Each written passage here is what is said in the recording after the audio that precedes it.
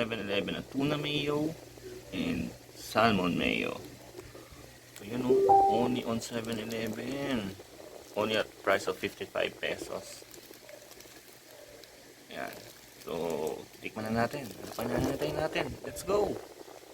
Hi guys! Welcome to my YouTube vlog. So today's vlog, simple lang. Magpo-food trip tayo ng 7-Eleven Onigiri. Yung akala mo sa Japan lang, nakarating na dito sa Pilipinas at nasa 7-Eleven na siya. So at the price point of 55 pesos, meron ka ng tuna mayo at salmon mayo. Para siyang sa 7-Eleven din sa Japan. Kasi nga 'di ba, ayun yung mga staple food sa Japan na go-to food. Dumating na dito sa Pilipinas.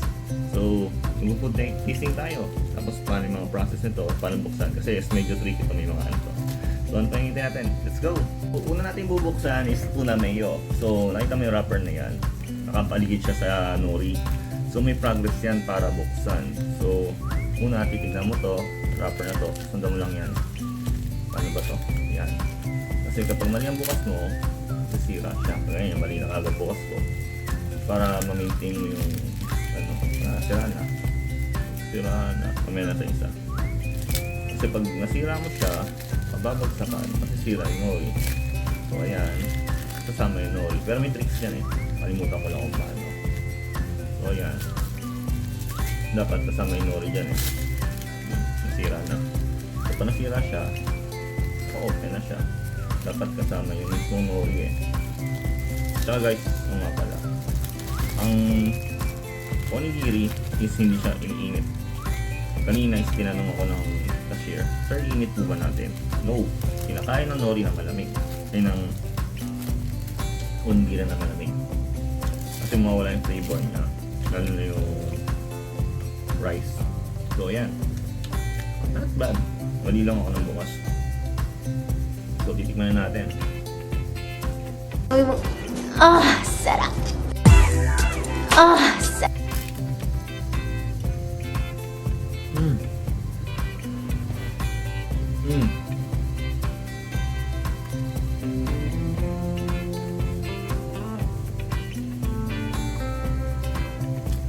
Not bad.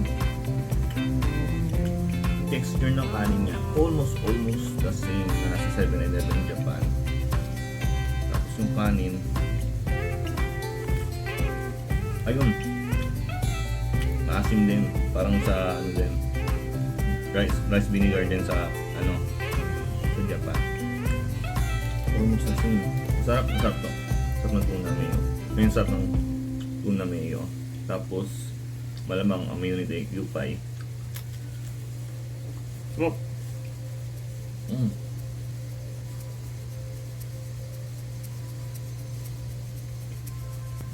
Doon. So pinakamasarap sa ating last bite. Yung onigiri, yung nori niya, quality din naman, hindi siya mumurahin. Pero manipis siya. Kumpara mo sa original na nori, manipis siya kasi siguro at the price of 55 pesos. Inasahan mo. Hindi masarap. Parang sa may ramen ng 7-Eleven, masarap din. Pero syempre, at the price, asahan mo. At the price of 100 pesos yung ramen. Diba? Ito quality na rin.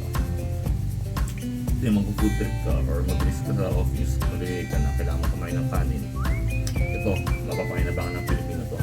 Pero mga nasa office work.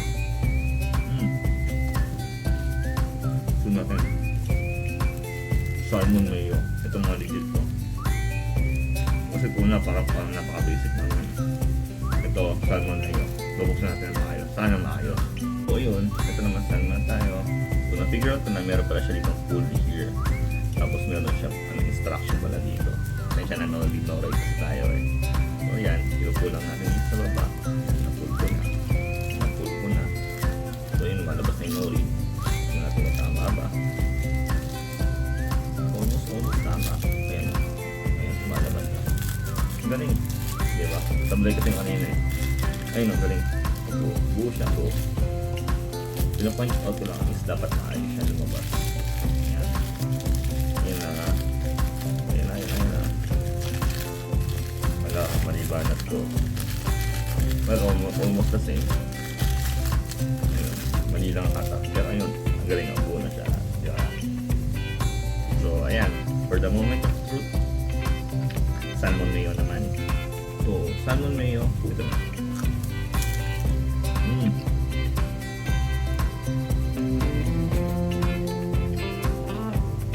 Salmon reyes ko. Limang piraso nito nakabilis na siya. Good for tanghalian mo na siya. Or sarap. Ano pag diet ka. Pero itong sarap na. Lasa. Siyempre. Fine. Pwede na. Ano pa nung craving ka sa onigiri.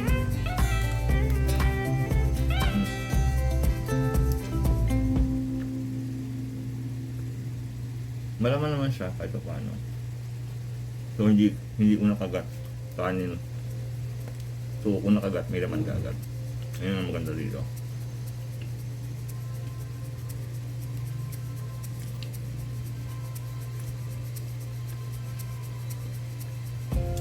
Tapos mga maganda sa 7-Eleven, yung mga varieties na pagkain, mga short cakes na nakapack din.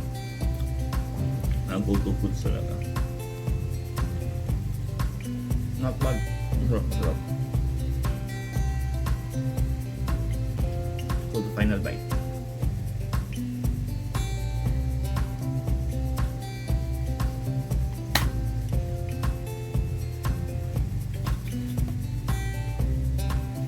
So yun. So anong hatol? Pwede na.